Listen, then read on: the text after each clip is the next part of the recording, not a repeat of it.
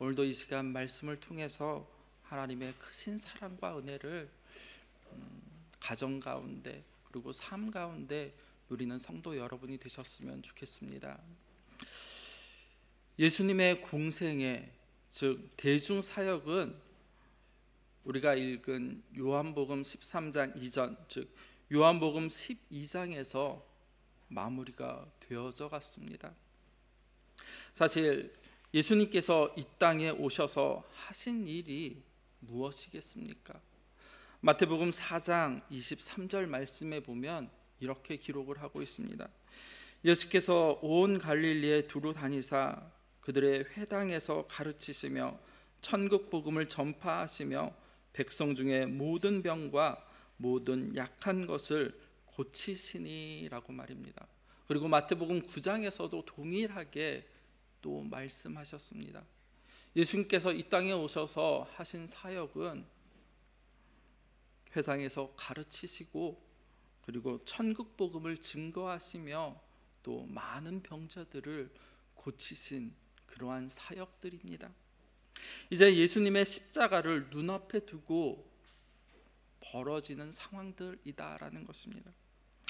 이 땅에서의 삶이 거의 마무리가 되어지는 시점에서 예수님께서는 제자들만을 대상으로 하여서 말씀을 전하셨습니다. 그 내용이 바로 오늘 요한복음 13장에서부터 시작해서 17장까지에 있는 말씀입니다. 요한복음 13장에서 17장의 말씀을 흔히 다락방 강화 또는 다락방 설교다라고 우리는 부릅니다. 예수님께서 다락방에서 유월절 만찬을 나누시면서 하신 말씀이기 때문에 그렇게 부르는 것입니다. 요한복음 13장 전체의 내용을 대략 살펴보면 크게 네 부분으로 나누어집니다. 첫째는 예수님께서 때가 됨을 아시고 제자들을 사랑하셨다라는 것입니다. 그리고 두 번째는 유다의 배반을 미리 알고 계셨다라는 것입니다. 그리고 세 번째는 서로 사랑하라라고 그러면서 친히 예수님께서 그렇게 사랑하셨던 것처럼 너희도 서로 사랑하라라고 말입니다. 그리고 13장 마지막에는 베드로의 예수님 부인 예고를 그렇게 하고 있습니다. 그 중에서도 오늘 본문의 말씀인 요한복음 13장 1절에서 20절 말씀을 함께 살펴보기를 원합니다. 1절의 말씀 같이 한번 읽어보겠습니다. 요한복음 13장 1절 말씀입니다. 함께 읽겠습니다. 유월절 전에 예수께서 자기가 세상을 떠나 아버지께로 돌아가실 때가 이룬 줄 아시고 세상에 있는 자기 사람들을 사랑하시되 끝까지 사랑하시니라. 아멘. 다락방 설교는 유월절을 배경으로 하고 있습니다. 유월절은 이스라엘이 출애굽할 당시에 하나님께서 죽음의 사자를 통해서 애굽의 장자들을 다 죽이실 때에 어린 양의 피 아래에 있는 유대인들만큼은 그 죽음을 피하여 살아날 수 있었던 것을 기념하는 그러한 절기입니다. 그래서 출애굽기 12장 14절 말씀에 보면 이렇게 기록을 합니다. 너희는 이 날을 기념하여 여호와의 절기를 삼아 영원한 규례로 대대로 지킬지니라 라고 말입니다. 그리고 유월절에 예수님께서 죽으심으로 말미암아서 예수님은 인류를 죄와 죽음 가운데에서 구원하시기 위해 이 땅에 오신 하나님의 어린 양이심을 친히 보여주시는 것입니다. 오늘 요한복음 13장 1절 상반절 말씀에 이렇게 기록을 합니다. 유월절 전에 예수께서 자기가 세상을 떠나 아버지께로 돌아갔을 때가 이룬 줄을 아시고 라고 이렇게 기록을 합니다. 이 표현은 예수님께서 이 유월절에 죽임당하실 것을 암시하는 말씀입니다. 지금 예수님께서는 세상 사람들에게 하나님의 나라를 증거하는 아주 공적인 사역을 이제 마무리하시고 이제 얼마 남지 않은 생애 기간 동안에 예수님 자신의 제자들을 위해서 사용하고 계시는 것입니다. 예수님께서는 이제 당신이 이 세상을 떠나서 하나님 아버지께로 돌아갈 때가 이르렀다라는 것을 알고 계셨습니다. 12장에서 예수님께서는 이렇게 말씀하셨습니다. 12장 23절 말씀에 보면 예수께서 대답하여 이르시되 인자가 영광을 받을 때가 왔도다라고 말입니다. 십자가의 사건이 임박했음을 말씀해 주는 말씀입니다. 이제 요한복음 13장 1절 말씀에서 조금 더 구체적으로 세상을 떠나 아버지께로 돌아갈 때가 이르렀다라고 예수님은 그렇게 말씀하시는 것입니다. 그리고 13장 3절 말씀 하반절에도 또 이렇게 기록을 합니다. 자기가 하나님께로부터 오셨다가 하나님께로 돌아가실 것을 아시고라고 이렇게 말씀하심으로 말미암아 예수님의 죽음이 임박하였음을 강조하고 있는 것입니다. 요한은 예수님께서 임박한 죽음에도 불구하고 지금 하반절 말씀에서 자기 사람들을 사랑하시되 끝까지 사랑하셨다라고 그렇게 기록하고 있는 것을 볼 수가 있습니다. 요한은 예수님의 제자들을 가리켜서 자기 사람들이다라고 말씀합니다. 자기에게 속한 자들, 즉 1차적으로는 예수님의 제자들을 말하는 것이고 더 나아가서는 예수를 믿고 구원받은 성도들을 말하는 것입니다. 요한은 예수님의 제자들을 가리켜서 즉 자기 사람들이다라고, 그리고 요한복음 17장 6절 말씀에서도 보면 이렇게 기록을 합니다. 그들은 아버지의 것인데 내게 주셨으며 라고 그렇게 말씀하고 있는 것을 볼 수가 있습니다. 여기서 그들은 바로 제자들을 의미하는 것입니다. 이 말씀은 즉 제자는 영원전부터 하나님의 자녀로 예정되었던 사람들이다라는 것입니다. 즉 하나님의 정하신 때가 되어서 불러주셔서 예수님의 제자로 이제 살아갈 수 있도록 해주시겠다라는 그러한 말씀입니다. 예수님께서는 세상을 떠나 아버지의 품으로 이제 돌아가시게 되겠지만 제자들은 여전히 이 땅에 남아서 예수님께서 맡겨주신 그 사명을 수행해 나가야 합니다. 예수님께서 주신 사명이 무엇입니까? 마태복음 28장에 보면 이렇게 기록을 합니다. 19절 20절 말씀에 보면 그러므로 너희는 가서 모든 민족으로 제자를 삼아 아버지와 아들과 성령의 이름으로 세례를 베풀고 내가 너희에게 분부한 모든 것을 가르쳐 지키게 하라. 볼지어다 내가 세상 끝날까지 너희와 항상 함께 있으리라 라고 말입니다. 제자들은 이 사명을 감당하기 위하여서 이 땅에 그렇게 남겨져 있습니다.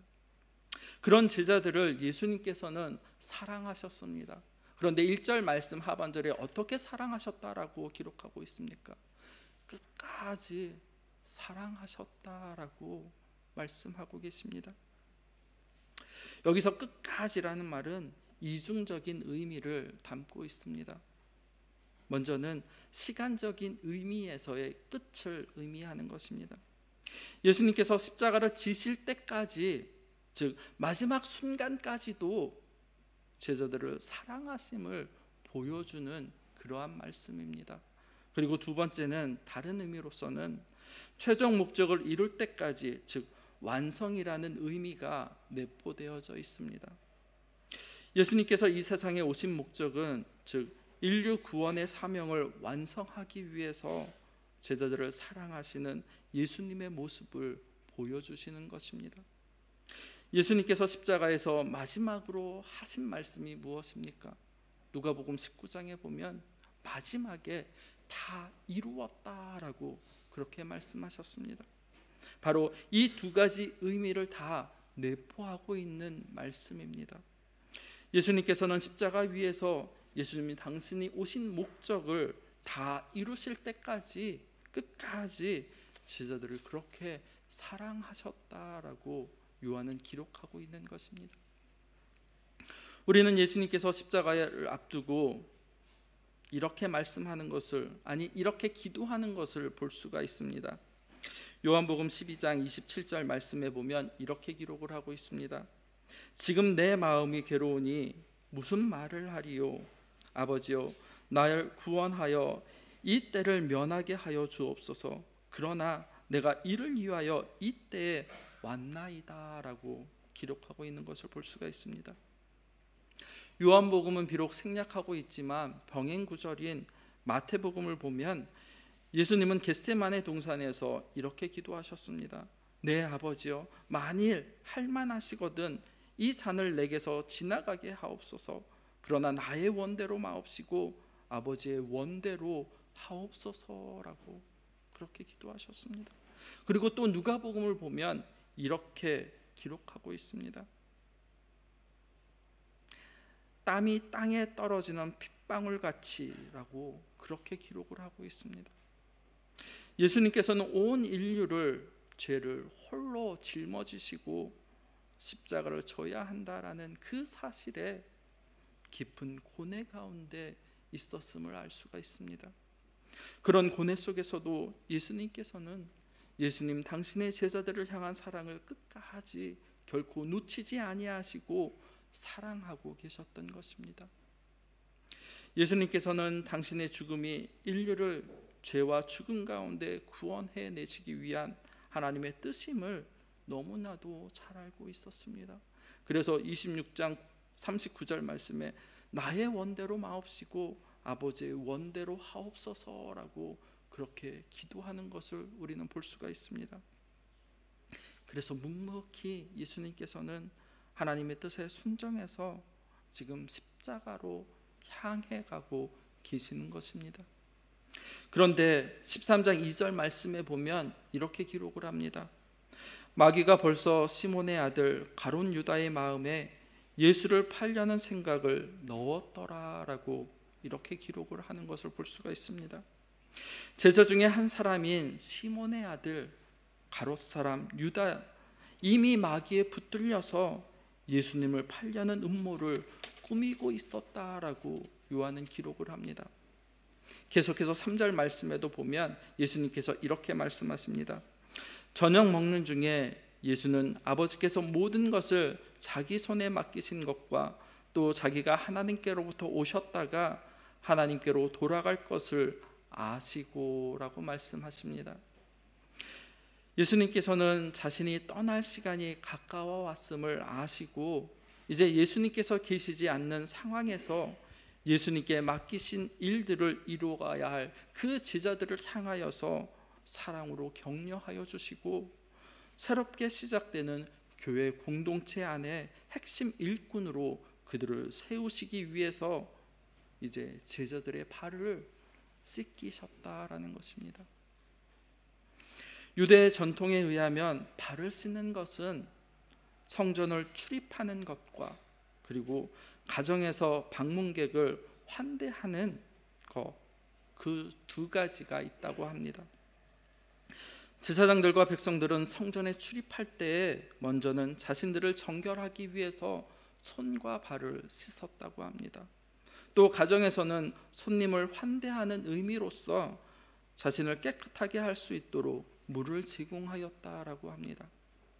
이런 배경에서 예수님께서 행하시는 이 세족식은 1차적으로는 자신이 십자가를 죽음을 통하여서 우리가 정결하게 됨을 가르쳐주는 그러한 예식이 되어집니다. 그리고 두 번째는 예수님을 통해서 정결하게 된 그러한 제자들은 하나님의 새로운 백성 공동체인 교회의 일원으로서 즉 하나님의 가족이 됨을 말해주기 위함이다라고 말씀하고 계시는 것입니다. 일반적으로 세족은 식사 전에 손님의 집을 방문했을 때 이루어지는 것입니다. 그런데 예수님께서는 오늘 본문의 말씀을 보면 3절 말씀에 보면 식사하시는 중에 제자들의 발을 씻겼다라고 그렇게 기록을 하고 있습니다. 식사를 하시던 예수님께서 갑자기 자리에 일어나셔서 겉옷을 벗으시고 그리고 수건을 허리에 두르시고 대야에 물을 떠서 제자들의 발을 씻기시고 그리고 한 명 한 명 수건으로 닦기 시작하셨습니다. 겉옷을 벗고 그리고 수건을 허리에 두르는 이 모습은 종의 모습, 즉 하인의 차림입니다. 그런데 예수님께서 그런 하인의 모습으로, 아니 친히 종의 자리로 내려가셔서 그의 제자들의 발을 씻기시기 시작하셨다라는 것입니다. 예수님께서 제자들의 발을 씻기시는 것은 아마도 예루살렘으로 올라오는 도중에 있었던 일과 연관이 되어집니다. 마태복음 말씀에 보면 이렇게 기록을 합니다. 마태복음 20장 21절 말씀에 보면 예수께서 이르시되 무엇을 원하느냐 이르시되 나의 이 두 아들을 주의 나라에 하나는 주의 우편에 하나는 주의 좌편에 앉게 명하소서라고 말입니다.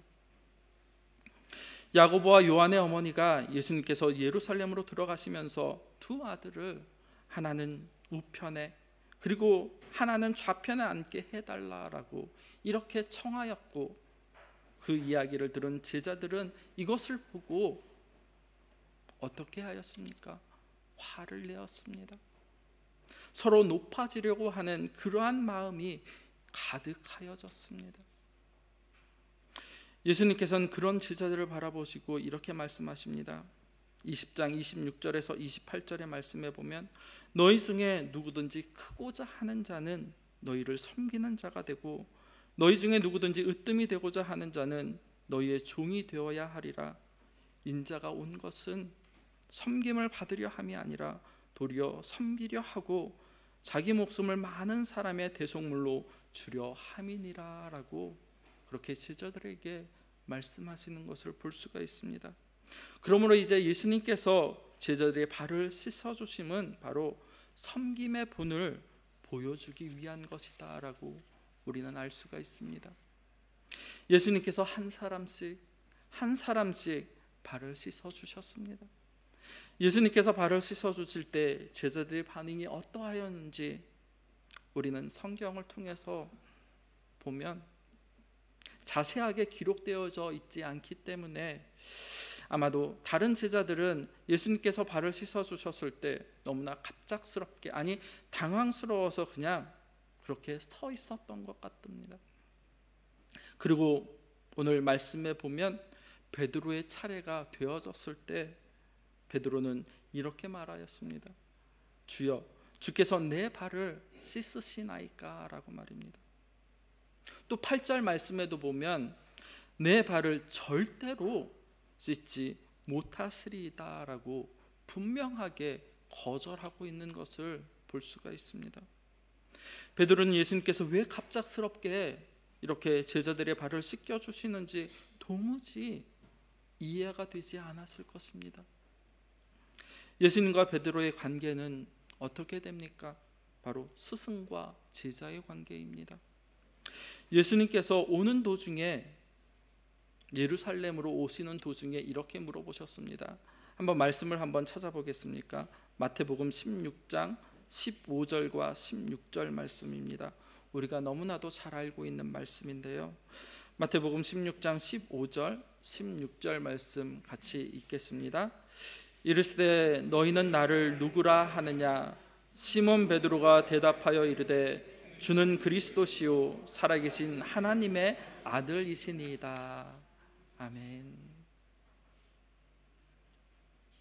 베드로의 신앙 고백임을 우리는 알 수가 있습니다. 예수님께서 너희는 나를 누구냐라고 이렇게 물어보셨을 때 베드로가 예수님을 향해서 무엇이라고 대답합니까? 16절 말씀에 보면 주는 그리스도시요 살아계신 하나님의 아들이다 라고 그렇게 고백하는 것을 볼 수가 있습니다. 자신의 주님이시며 그리고 하나님의 아들이다 라고 그렇게 고백한 분께서 지금 자신의 발을 씻도록 그렇게 내버려 둘 수는 없었다라는 것입니다. 단호하게 거절하는 베드로에게 예수님께서 이렇게 말씀하십니다. 지금은 예수님께서 제자들의 발을 씻겨주시는 것의 의미를 모르겠지만 후에는 알게 될 것이다 라고 그렇게 말씀하십니다. 7절 말씀에 이 후에는 이라는 말씀은 언제입니까? 바로 예수님의 죽으심과 예수님의 부활하심을 의미하는 말씀입니다. 그때야 비로소 왜 예수님께서 이 일을 행하셨는지 제자들이 깨달아 알게 된다라는 것입니다. 세속식의 참뜻을 깨달아 알게 된다라고 말입니다. 내 발을 절대로 씻지 못하겠다라고 거절했던 베드로에게 예수님께서 8절 하반절에 이렇게 말씀하십니다. 내가 너를 씻어주지 아니하면 내가 나와 상관이 없느니라 라고 말씀하십니다. 여기서 상관이 없다라는 이 말씀은 바로 예수님의 제자 공동체의 일원이 될 수 없다라는 말씀입니다. 여기서 상관이라는 말은 목, 일부분을 의미합니다. 8절의 말씀을 직역해서 말씀드리면 내가 너를 씻어주지 아니하면 너는 내 안에 한 몫을 차지하지 못하게 된다라고 그렇게 말하는 것과 같습니다. 예수님께서 지금 십자가의 죽음을 앞두시고 제자들에게 이 일을 행하고 계십니다. 예수님의 십자가가 예수님의 보혈을 통하여서 죄인들을 정결하게 하심으로 이 땅에 하나님의 새로운 백성을 만들기 위한 것이다라면 지금 예수님께서 제자들의 발을 씻겨주시는 것은 바로 예수님을 통해서 정결케 된 사람, 그 사람만이 바로 하나님의 백성이 될 수 있음을 우리들에게 말씀해 주고 있는 것입니다. 그러므로 예수님께서 발을 씻어주시는 것을 거부한다는 것은 다른 말로 이야기하면 예수님께서 우리에게 베풀어 주신 구원의 은혜를 거절하는 것이 되고 그리고 하나님의 나라의 백성의 일원이 되었다라는 그 사실을 거부하는 것과 마찬가지이다라는 것입니다. 그래서 예수님께서는 내가 너를 씻어주지 아니하면 내가 너와 상관이 없다라고 그렇게 베드로에게 말씀하시는 것입니다. 내가 너를 씻어주지 아니하면 내가 너와 상관이 없다라는 이 말씀에 베드로가 어떻게 반응합니까? 9절 말씀에 보면 주여 내 발뿐만이 아니라 손과 머리도 씻어 주옵소서라고 그렇게 말씀하고 있는 것을 볼 수가 있습니다. 베드로는 예수님께서 하신 말씀이 무슨 뜻인지 도무지 이해하지 못하고 있는 상황입니다. 이런 베드로에게 예수님께서 무엇이라고 말씀하십니까? 10절 말씀에 보면 이미 목욕한 자는 발밖에 씻을 필요가 없느니라 온몸이 깨끗하니라 너희가 깨끗하나 다는 아니니라 라고 그렇게 말씀하십니다. 예수님께서는 베드로에게 온몸이 이미 깨끗하여졌기 때문에 발만 씻으면 된다라고 10절에서 말씀하십니다. 그렇다면 성도 여러분, 베드로가 과연 어떻게 그의 온몸을 씻어 깨끗하게 되어졌겠습니까?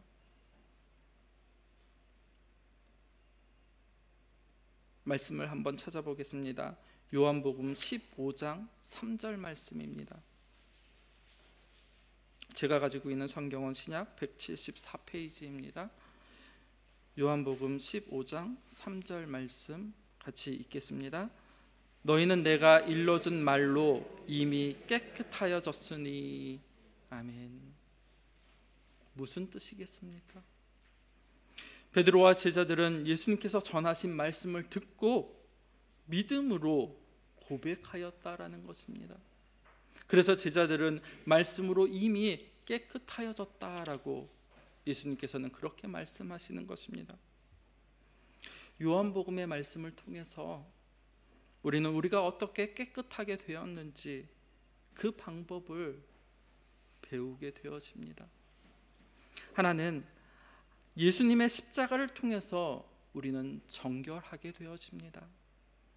예수님의 십자가가 죄인을 구원하기 위해서 하나님께서 주신 유일한 방법임을 우리는 믿음으로 고백하고 그리고 정결하게 되어서 구원을 얻게 되어졌습니다. 그리고 또 다른 하나는 계시의 말씀, 즉 예수님께서 주시는 복음 진리의 말씀을 통해서 정결하게 되어지고 영원한 생명을 누릴 수 있게 되어졌다라는 것입니다. 예수님의 십자가를 통한 정결과 그리고 예수님의 말씀을 통한 정결, 서로 다른 두 가지 방법이 아니라 사실은 하나임을 우리는 알아야 합니다.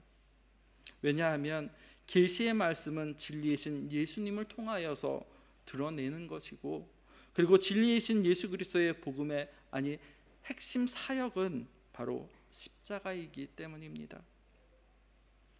계시의 말씀은 궁극적으로 예수님의 십자가에서 완성되기 때문에 그러하다라는 것입니다.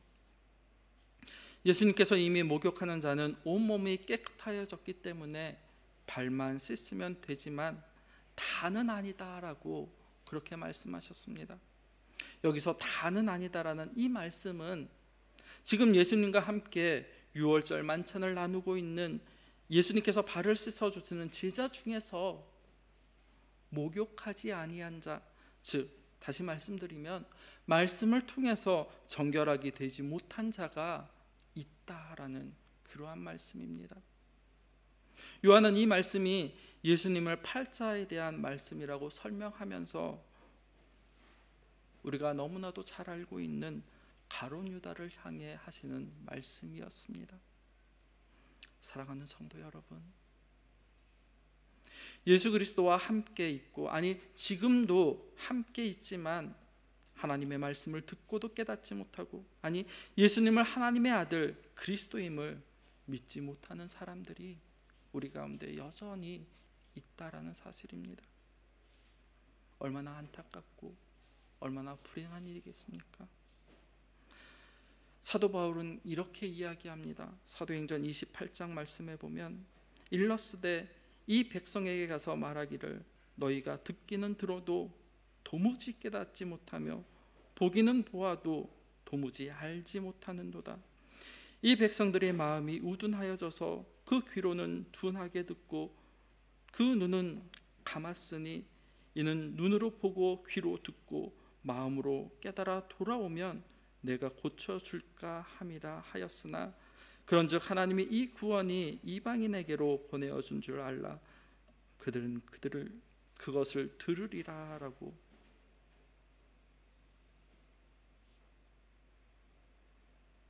듣기는 들어도 깨닫지 못하고 보기는 보아도 도무지 알지 못하는 자들이 여전히 있다라고 말씀하고 계십니다.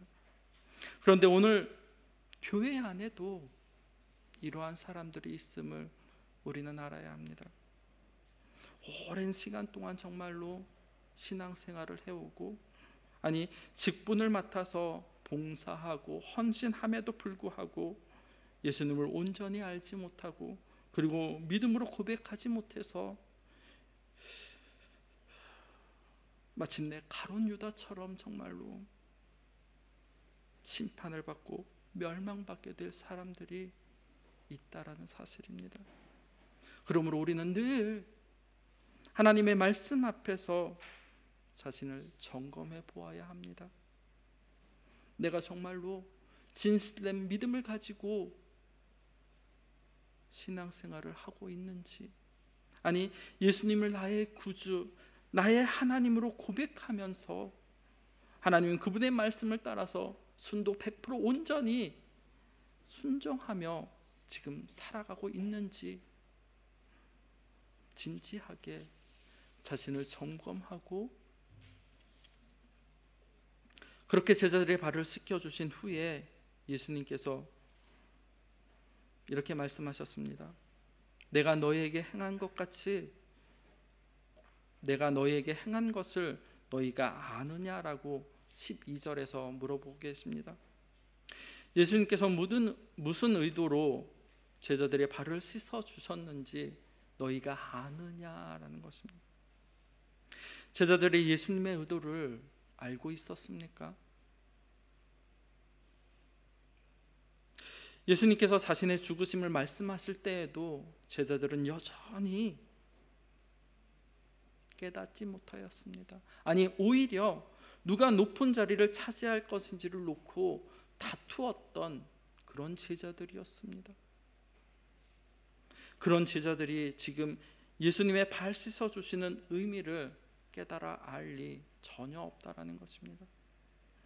예수님의 의도를 알지도 못하는 제자들에게 예수님께서는 그 의미를 지금 설명해 주고 계십니다.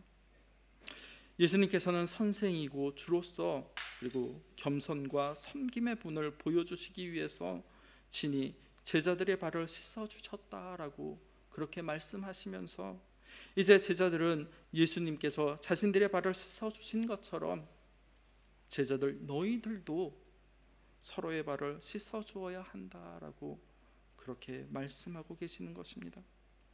예수님은 지금 제자들에게 하나님의 새로운 백성 공동체인 교회가 과연 어떠한 공동체가 되어야 하는지를 말씀해 주고 계시는 것입니다. 예수님의 제자들은 교회에서 어떤 모습으로 정말로 삶 가운데 증명하며 살아가야 하는지 예수님께서 친히 보여주고 계신다라는 것입니다. 하나님의 교회는 예수 그리스도의 몸으로 이루어지는 공동체입니다. 그리고 예수님을 닮아 겸손과 섬김 그리고 사랑의 공동체가 되어져야 한다라는 사실입니다. 요한복음 13장 16절에서 17절은 이렇게 말씀하고 있습니다. 함께 말씀을 읽어보겠습니다. 요한복음 13장 16절에서 17절 말씀입니다. 함께 읽겠습니다. 내가 진실로 진실로 너희에게 이르노니 종이 주인보다 크지 못하고 보냄을 받는 자가 보낸 자보다 크지 못하나니 너희가 이것을 알고 행하면 복이 있으리라. 아멘. 주이신 예수님께서 이렇게 섬기셨다면 종은 어떻게 해야 하는지, 아니 우리는 어떻게 해야 하는지 한번 생각해 보라라고 말씀하시는 것입니다. 당연히 주인을 본받아서 더 겸손하게 그리고 더 섬겨야 하지 않겠느냐라고 지금 예수님께서 물어보고 계시는 것입니다. 이 사실을 깨달아 아는 그 사람만이 바로 참으로 복이 있다라고 17절은 말씀하고 있는 것입니다. 예수님께서 영원히 영광 중에 계셔야 하는 하나님이십니다. 그럼에도 불구하고 사람의 모습으로 이 땅에 오셔서 친히 제자들의 발을 씻어주시며 그리고 겸손과 섬김, 사랑의 본을 지금 보여주고 계시는 것입니다. 그리고 십자가에서 우리의 죄를 홀로 친히 담당하시고 그리고 우리를 향한 그 사랑을 완성해 주셨다라는 것입니다. 성도 여러분, 하나님께서 그렇게 하셨다면 우리는 어떻게 해야 하겠습니까? 우리가 조금 대접받지 못하고 때로는 낮아진다 한들 그게 무슨 상관이 있겠습니까? 우리는 모두 예수님의 십자가 앞에서 이미 죽은 자들입니다.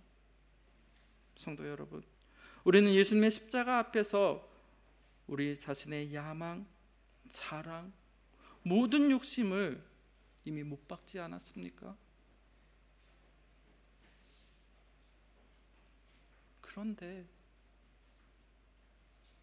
그런데 우리의 실상은 과연 어떠합니까? 말로는 다 죽었다라고, 아니 말로는 다 내려놓았다라고 그렇게 말하면서 여전히 생생히 살아있지 않습니까? 낮아지기를 원치 아니하고 누가 조금이라도 나를 무시하면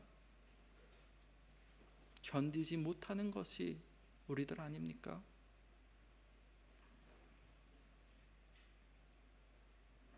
요한복음 13장 34절에서 35절은 이렇게 기록을 하고 있습니다.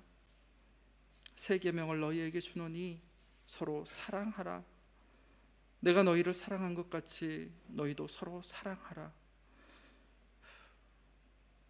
너희가 서로 사랑하면 이로써 모든 사람이 너희가 내 제자인 줄 알리라 라고 말씀하십니다.